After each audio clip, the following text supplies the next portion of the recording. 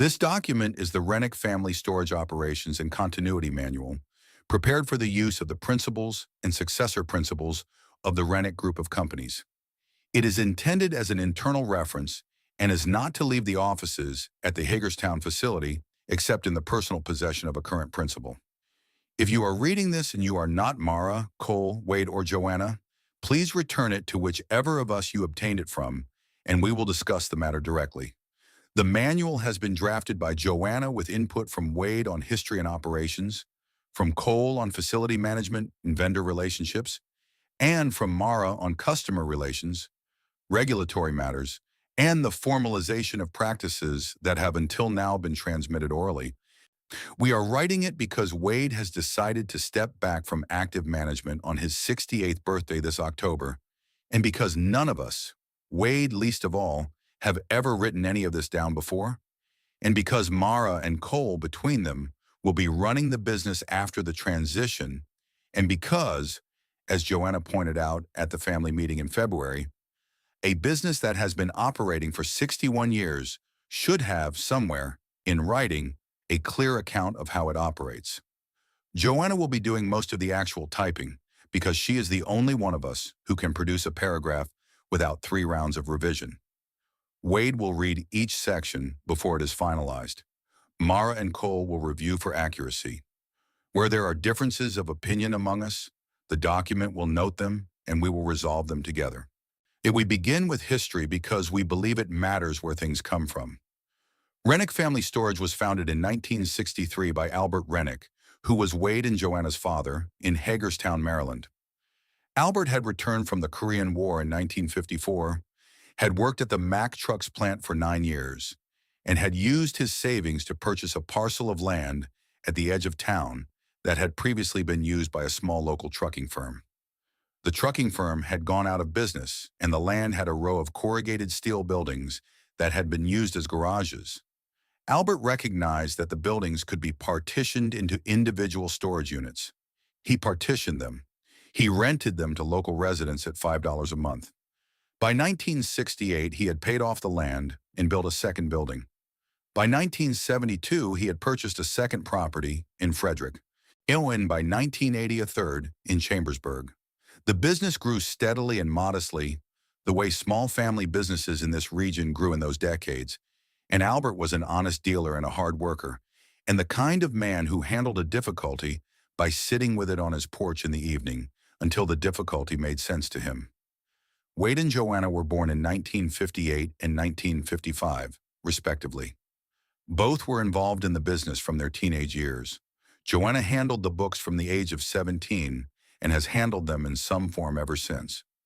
Wade learned operations from his father, the maintenance, the leasing, the locks, the specific quiet judgment that goes into running a place where strangers store the things they cannot keep at home. In 1971, when Wade was 13 and Joanna was 16, Albert took on what he and the family later referred to as the Conrad arrangement. We will describe this here for the record because the manual will refer to its descendants in later sections, and the next generation should know how the practice began. Carl Conrad was a local man, a friend of Albert's from the Mack Trucks plant, who had a brother who had gotten into a kind of trouble. The trouble was the sort that, in a small town in 1971, did not go to the police because going to the police would have caused larger trouble for more people than just the brother. The brother needed a place to keep something he could not keep at his own house. Carl asked Albert if Carl could rent a unit and pay cash and not have his brother's name on any paperwork. Albert agreed. The unit was paid for in cash, monthly, in person, by Carl. And the unit's contents were never inspected by Albert. The arrangement continued for 2 years, after which Carl told Albert the contents had been removed and the unit could be returned to the regular rental pool. After Carl Conrad, Albert was occasionally approached by other local people with similar requests. He accepted some and declined others. The criteria he used to decide were not written down anywhere, but they were evident from the pattern of his decisions. He accepted requests from people he knew personally or from people vouched for by someone he knew personally. He declined requests from strangers. He declined requests where the person asking seemed nervous in a particular way Albert recognized from the war. He declined any request that he believed would bring harm into the immediate community of Hagerstown, meaning, specifically, that the contents of a unit could not be a thing that would, if it were taken from the unit and used, hurt someone in town. He accepted things that were stolen from elsewhere, things that were owed to people who could not collect, things that were being hidden from spouses or business partners or government bodies. He did not accept weapons that he believed were intended for use against a person in the area. He did not accept anything alive. These criteria, Albert's criteria, became over time what Joanna refers to in family discussions as the floor.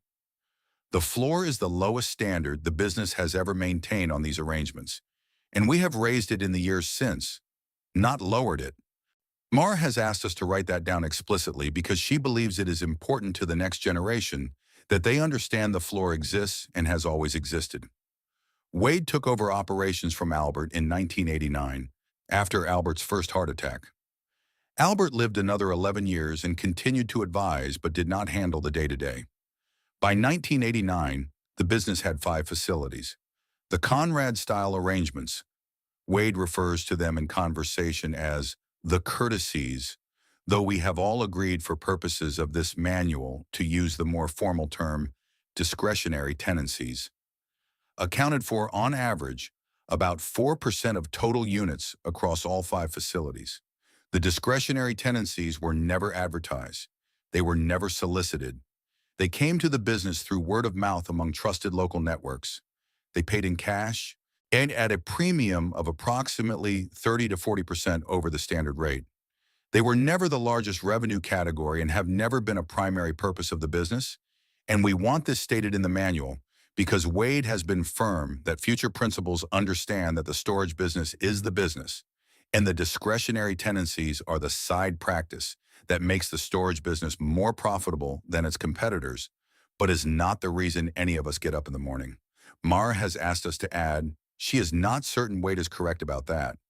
We have agreed to leave Mara's note in the manual. The business currently operates 11 facilities across Maryland, Pennsylvania, and West Virginia. And the facilities range in size from 240 units, the original Hagerstown location, to 950 units, the King of Prussia location, which we acquired in 2009. Total unit count is just under 5,000. The facilities are managed by site managers who report to Cole, who in turn reports to Wade. Joanna handles all bookkeeping, both for the visible operations and for the discretionary tenancies, which are kept in a separate set of books at the Hagerstown office. Mara has been handling customer relations, regulatory compliance, and what she calls the difficult conversations, meaning primarily the discretionary tenancies, for the last 6 years. The standard customer relationship is straightforward. A person inquires about a unit, either online or at one of our facilities. Yes, the site manager shows them available units in their preferred size range. The customer signs a lease, provides identification, pays the first month and a deposit, and is given an access code and a lock. The customer accesses the facility through a gate during posted hours. Most facilities have hours of 6 a.m. to 10 p.m. The Hagerstown and King of Prussia facilities have 24-hour access for an additional fee. Customers may store anything that is not explicitly prohibited by the lease. The lease prohibits hazardous materials, perishable food, live animals, human remains, stolen property, illegal substances, firearms or ammunition, and any item the storage of which would violate state or federal law. Customers sign the lease in acknowledgement of these prohibitions. Whether they comply is between them and the law. Site managers do not inspect units except in cases of non-payment, which we will address later. The discretionary tenancies operate alongside this standard relationship and use the same physical infrastructure, but are managed differently. They are not advertised. They are not available to walk-in customers. They are referred by a small group of intermediaries whose identities are kept in a notebook at the Hagerstown office. The notebook is in Joanna's handwriting and dates back to 1989. The notebook currently lists 31 active intermediaries. Some are individuals, some are small businesses. 3 are attorneys, 2 are members of local clergy. A discretionary tenancy is opened as follows. The intermediary contacts Mara, historically Wade until 6 years ago, by phone, never email, and identifies themselves by an agreed code phrase. The intermediary describes, in general terms, the nature of the storage need.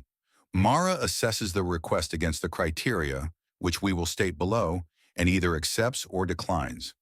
If accepted, a unit is selected, typically at one of the smaller facilities where staff turnover is low and where the site manager has been with the business for at least 7 years. The intermediary collects payment in cash from the principal and delivers it to Mara. The principal is given an access code that is not in the standard customer database, but is held in a separate access list at the Hagerstown office. The principal accesses the facility during regular hours. We do not give discretionary tenants access to the 24-hour facilities because 24-hour access requires a more documented identity process, and we prefer the discretionary tenants to come and go during normal traffic when they are less visible. The criteria for accepting a discretionary tenancy are the criteria we have inherited from Albert, modified and tightened over 6 decades. Mara has asked that we list them explicitly. Wade has asked that we be careful in how we write them down. Joanna has agreed to draft them in the form of declarative principles rather than a checklist, because she believes the principles are easier to apply with judgment and a checklist is easier to apply without it. The principles are as follows. The Rennet Group will not knowingly accept the storage of any item that, to the best of our judgment, has been or will be used to cause physical harm to a specific person. This includes weapons, explosives, restraints, and items of physical evidence whose preservation would prevent the resolution of a violent crime against a victim still living. The Rennet Group will not accept the storage of any living thing. The Rennet Group will not accept the storage of any human remains, in any form, in any condition. This principle is absolute. Joanna has noted that this principle has been violated once in the history of the business in 1987 by Albert. Under circumstances we are not going to record in this manual, but which the family discussed at the time, and after which Albert reaffirmed the principle in writing in a letter to Wade that Joanna has in her files. The 1987 incident is the reason this principle is written first among the absolutes. And the Rennet Group will accept the storage of items connected to financial fraud, tax evasion, marital concealment, intellectual property disputes, and matters of personal embarrassment. We will accept the storage of stolen property where the theft was nonviolent and where the original owner is, in our judgment, an institution rather than a person. We will accept the storage of records, documents, photographs, films, recordings, and correspondence that the principal wishes to keep out of the hands of a third party, provided the principle above regarding harm is not engaged. The Rennet Group will not accept the storage of any quantity of narcotics intended for distribution. Personal quantity items connected to a principal's own use are acceptable as a matter of practical reality, though we do not encourage them. Mara has asked that we add, the line between personal quantity and distribution quantity is one we have, in the past, allowed to be drawn by the intermediary, and she believes we should reconsider this practice. Wade and Joanna agree. Cole is uncertain. We will discuss this further before finalizing the manual. The Rennet Group will not accept any tenancy from any individual or organization with documented or credibly rumored ties to organized criminal enterprises operating internationally or interstate. We have always been a local business, and we are a local business in this sense as well. The discretionary tenancies are for people in our community who have problems they cannot solve through ordinary channels. They are not for cartels. The Rennet Group will not accept any tenancy that comes through a new intermediary who has not been vouched for by an existing intermediary of at least 10 years standing. This principle has the practical effect of slowing the addition of new intermediaries to almost zero, which is by design. Wade has added 2 intermediaries in the last 15 years. Mara has added none in her 6 years. These are the principles. They are not exhaustive. There are circumstances that arise which the principles do not anticipate, and in those circumstances we have always relied on judgment, and the judgment has historically belonged to the principal handling discretionary tenancies, which has been Wade for 35 years and Mara for the past 6. Mara's judgment will become the binding judgment after the transition. Cole will be consulted but will not have final authority on tenancy acceptance, by Wade's wish and by Cole's preference. Cole has been clear that he wants to handle facilities and not the discretionary side of the practice. We will now discuss the daily operations. The Hagerstown office opens at 8 a.m. Joanna is typically there by 7:30. The office handles centralized billing, payroll for all 11 facilities, vendor relationships, and the cash management associated with the discretionary tenancies. The cash is held in a fireproof safe in the office's back room. The safe is emptied every Friday by Wade, who deposits the funds across 3 local banks in a pattern Joanna has refined over the years to avoid the kinds of regulatory attention that large irregular cash deposits would invite. The pattern is not, strictly speaking, legal under the structuring provisions of the Bank Secrecy Act. Mara has asked that we say this clearly. We are saying it clearly. The pattern has been in use for 36 years and has not, to our knowledge, ever been queried by any of the banks involved. 2 of the banks have been acquired and rebranded during this period, and the pattern has continued through the changes of ownership.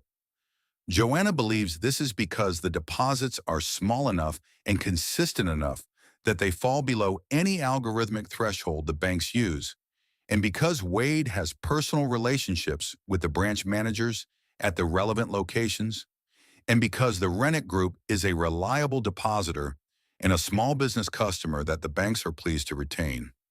This is the kind of statement that, Mara has noted, would not appear in the operations manual of a normally operating business. Mara has noted that the manual is, at this point, beginning to read less like an operations manual and more like an accounting of practices that, taken together, would result in significant federal sentencing for any of us if the document were ever obtained by the Department of Justice. Joanna has noted that the manual is intended to remain in the personal possession of a current principal and is not to leave the office at Hagerstown except in the such possession. Wade has noted that he is aware of what the document is and has decided that it should exist anyway. Because Mara and Cole are about to inherit a business with practices that have never been written down, and writing them down is the only way to ensure that the practices are transmitted accurately and that the next generation can decide, with full information, what to retain and what to change. Cole has noted that he does not love this paragraph and that he would prefer it not be in the manual. The paragraph is staying in the manual. Wade has been clear about that. We continue with daily operations. The site managers at each of the 11 facilities are, in nearly all cases, long-tenured employees who have been with the business between 7 and 26 years. The 2 exceptions are the Frostburg facility, which has had a turnover problem we are addressing, and the Mechanicsburg facility, which Cole has been managing directly since the previous manager retired in March. Site managers handle the standard customer base. They do not, in most cases, know about the discretionary tenancies. There are exceptions. The site managers at Hagerstown, Beverly Pike, 26 years, at Frederick, Doug Mester, 21 years, and at Chambersburg, Linda Castelli, 18 years, are aware of the discretionary tenancies and have been since the early years of their tenure. Their awareness is not formalized, but is acknowledged through occasional conversations with Wade and through the management of specific tenants whose access patterns require coordination with the site manager. None of the 3 has ever caused us a problem, and none of them, to our knowledge, has discussed the practice outside of these conversations. They are paid a premium over the salary appropriate to their position to recognize their discretion. The premium is small enough not to attract attention, but consistent enough to be meaningful. Joanna has the figures. The site managers at the other 8 facilities are, by design, not informed about the discretionary tenancies, even when discretionary tenancies are housed at their facility. They are kept unaware through a combination of unit selection. We choose units that are not on the manager's daily walk-around routes. Payment processing. The discretionary tenants do not appear in the standard billing system. And access management. the discretionary tenant's access codes are processed centrally at Hagerstown rather than locally. When a site manager notices something, and occasionally one does, the response protocol is for the site manager to contact Cole, who contacts Wade, who handles the conversation. Wade has handled approximately 14 such conversations in his time. 11 of the 14 site managers continued in their positions and did not bring the matter up again. 3 resigned within 6 months of the conversation, with severance packages and non-disclosure agreements that we have, fortunately, never had to enforce. We are aware that several of the foregoing paragraphs describe activity that is criminal under federal and state law. We are stating this in the manual because Joanna has insisted that the next generation read this document and have no plausible deniability about what the business has been and is. Mara agrees. Wade agrees. Cole has expressed reservations, but has not blocked the language. We have therefore continued. We turn now to the matter of unit defaults and inspections, because this is the area in which the business has historically been most vulnerable, and the area in which we have, twice in the history of the business, encountered situations that required handling beyond the ordinary protocols.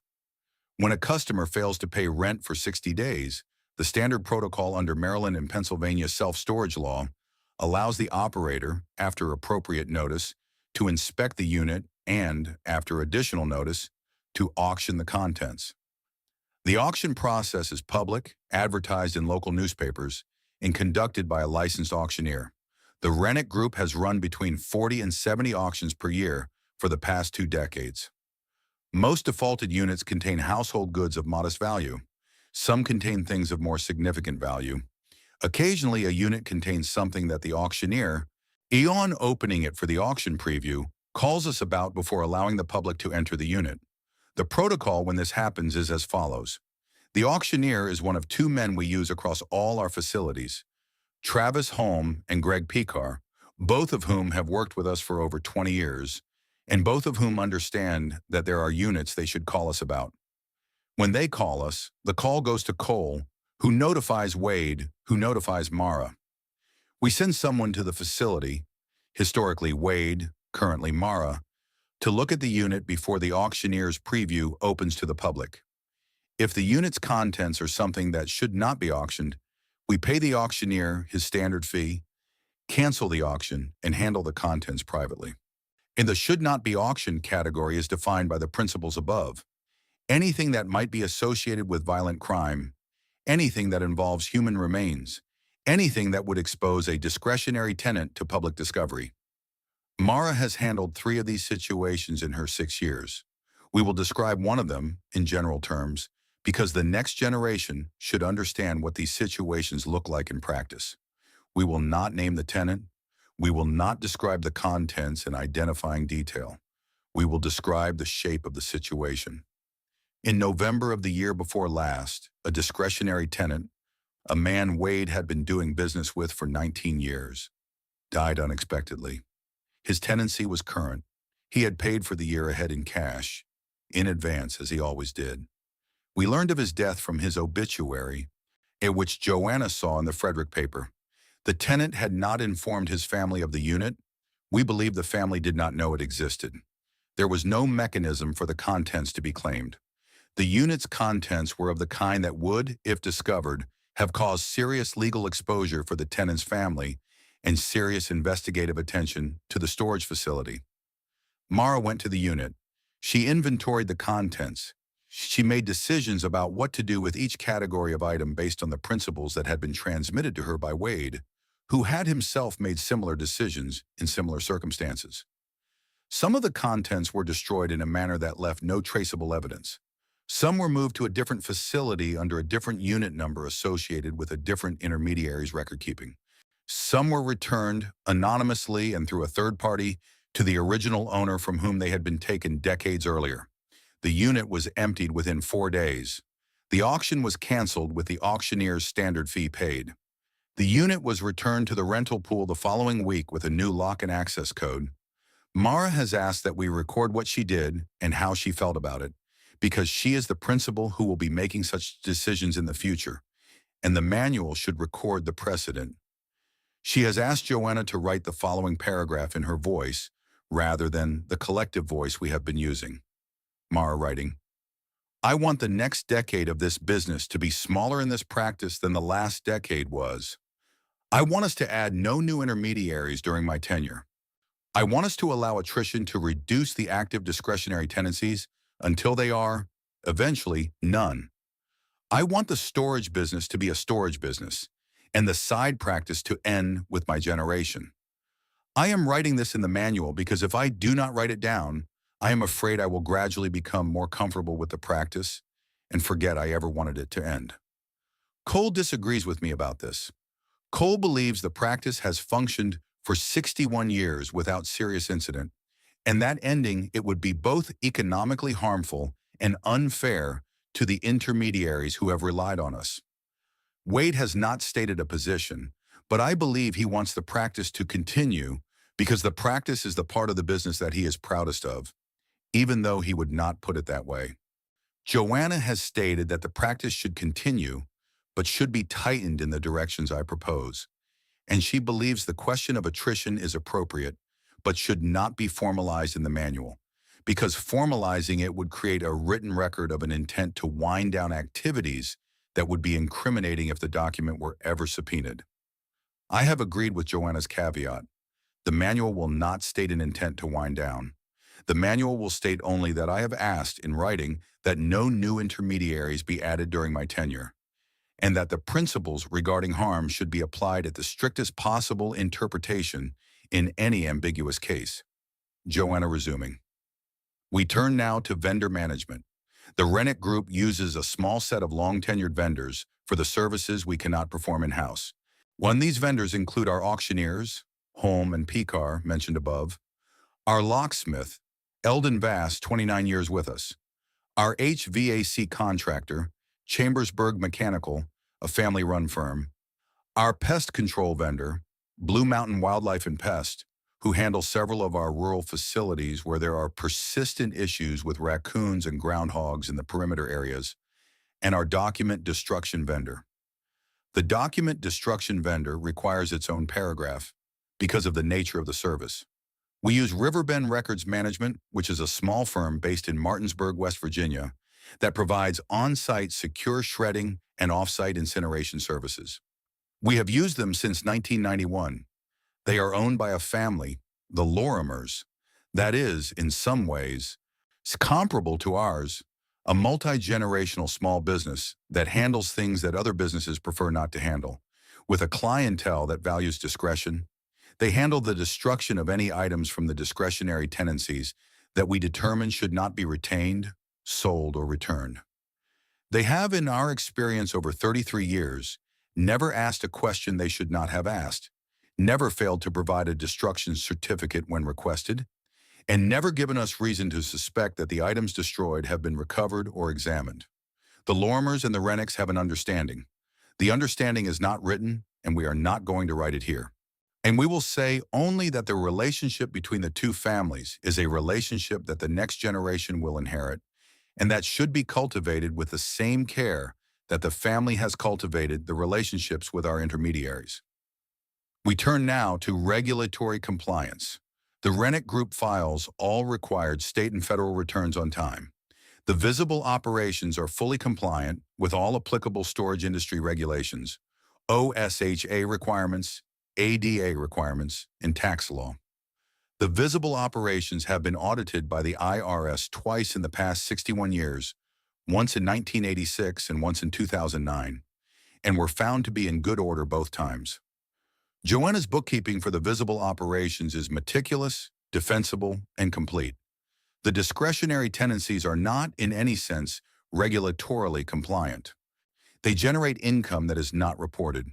They involve the storage of items that, in many cases, would expose the principal of the unit and the operator of the storage facility to criminal charges.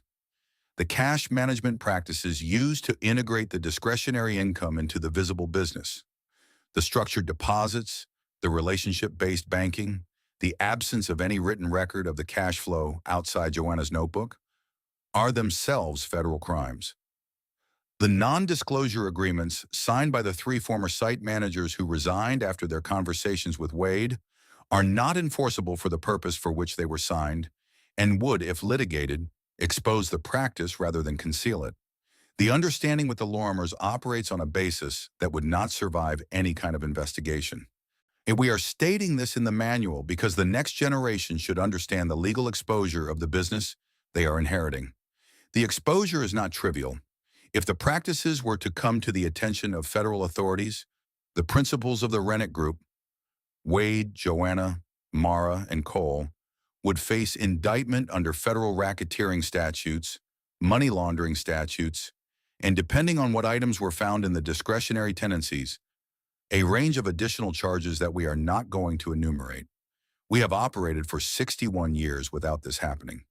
We have operated for 61 years because we have been small, because we have been local, because we have been careful, because we have known when to say no, and because Albert Rennick, in 1971, agreed to a single arrangement with a friend from work that he believed was the right thing to do for the friend, and because the practice that grew out of that arrangement has been, in our family's understanding of it, a service we provide to the people in our community who have problems they cannot solve in any other way. This is, Mara has noted, a description of the practice that we have always given ourselves. It is a description that the practice's victims, the people whose stolen property we stored, the people whose money we washed, the people whose evidence we destroyed, would not give. We are recording Mara's note because the manual is a complete document, and we wanted Mara's view in it. We turn now to succession.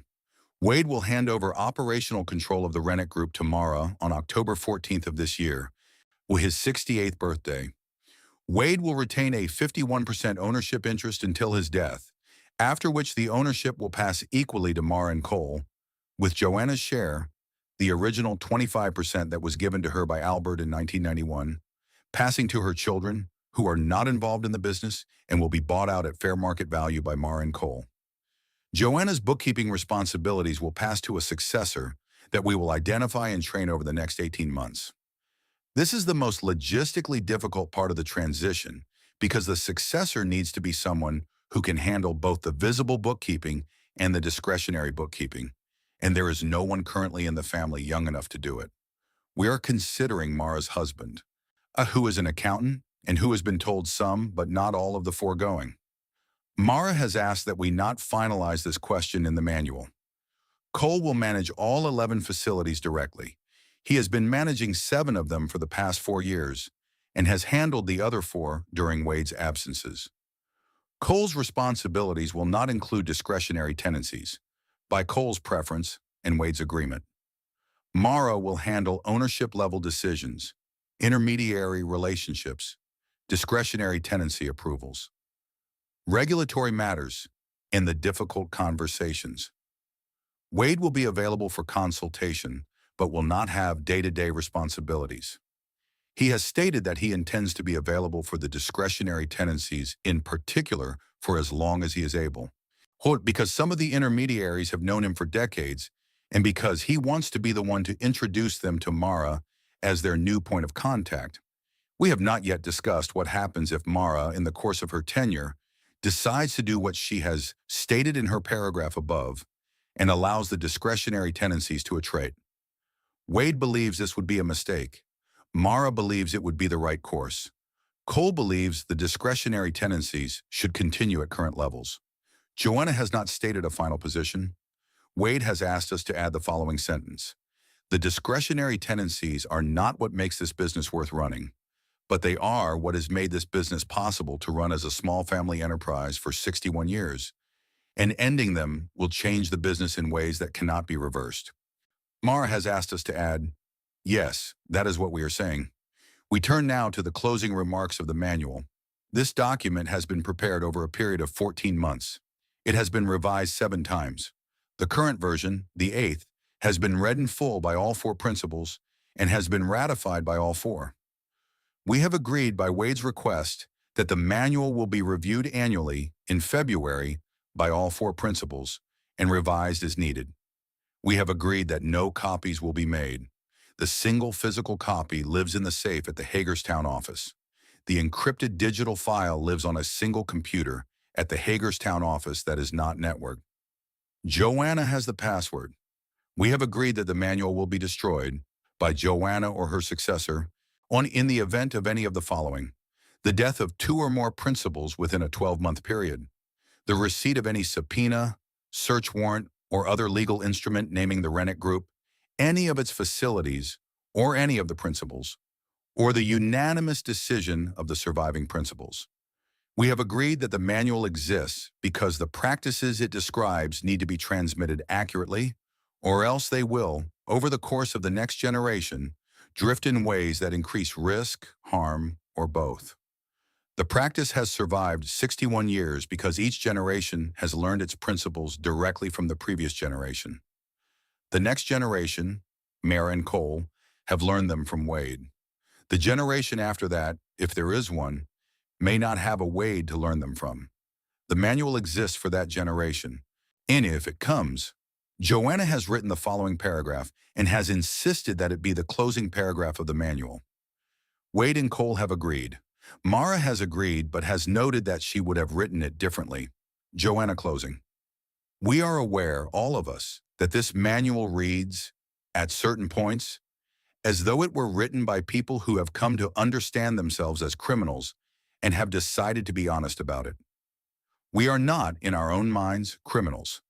We are a family that has run a storage business in a small region for 61 years, and that has, over those years, developed a practice that allowed us to provide a discreet service to a small number of people in our community. The practice has always been, in our judgment, more useful than harmful, more careful than careless, and more local than not. And we have not allowed it to grow beyond what we could manage. We have not used it to fund excess. The Rennick family does not own boats or vacation houses or anything that a storage business family in our region would not own. The discretionary tenancies have paid for, over 61 years, 2 college educations, Cole's and Joanna's sons, the medical bills of 3 family members, a comfortable retirement for Albert and his wife, and the expansion from 5 facilities to 11. They have not paid for anything ostentatious. They have not, in our estimation, corrupted us. We recognize that this is a thing that corrupted people often say. We are saying it anyway because we believe it.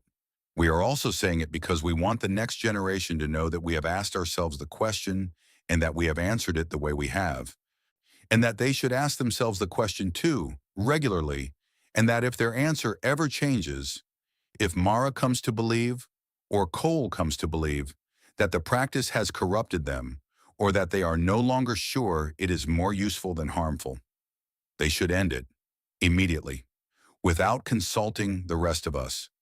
The decision rests with the principal who is doubting. We have agreed, in writing here, that the principal who comes to that doubt will not be argued with by the others. The principal will simply be supported in winding down the practice, however quickly or slowly they choose. This is the only commitment in the manual that we have all 4 signed in our own hands, in the original document, in pen. We have done this because if the manual is destroyed, now this commitment must remain visible on the paper for as long as the paper exists. Mara postscript. I have written the foregoing paragraphs with my family. I love my family. I have not said the following sentence aloud in 14 months of meetings about this manual, but I will say it here for the next generation who may read this if any of us is gone before the manual is destroyed. The practice is corrupting. It has corrupted my father, who is a good man and who will not see what it has done to him.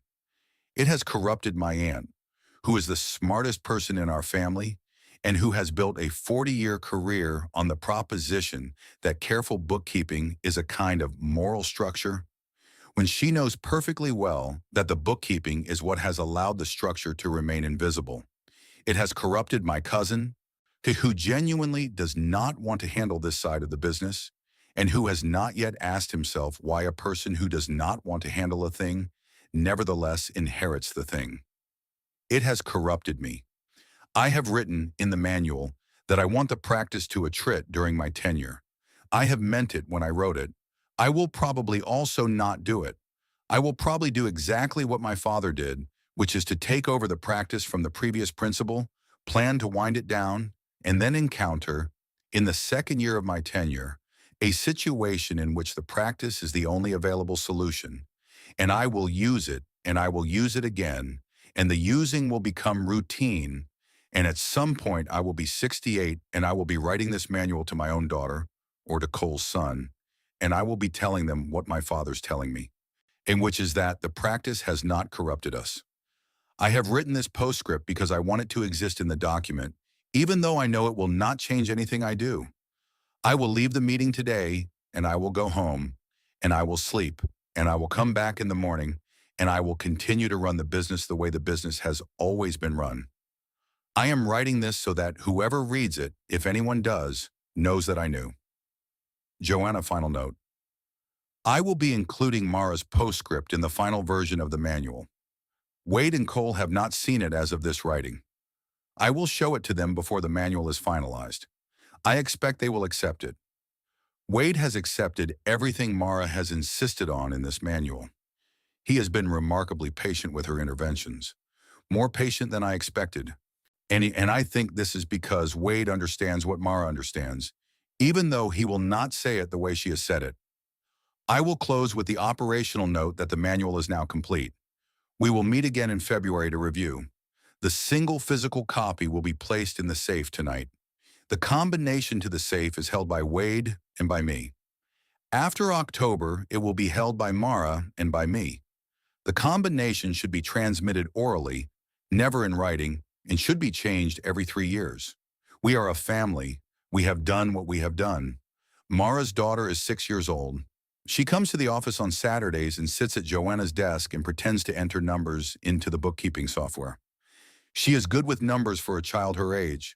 Joanna has been teaching her, gently, we're the principle that any column of figures has a story underneath it. Mara has watched these lessons. Mara has not asked Joanna to stop. This is the manual.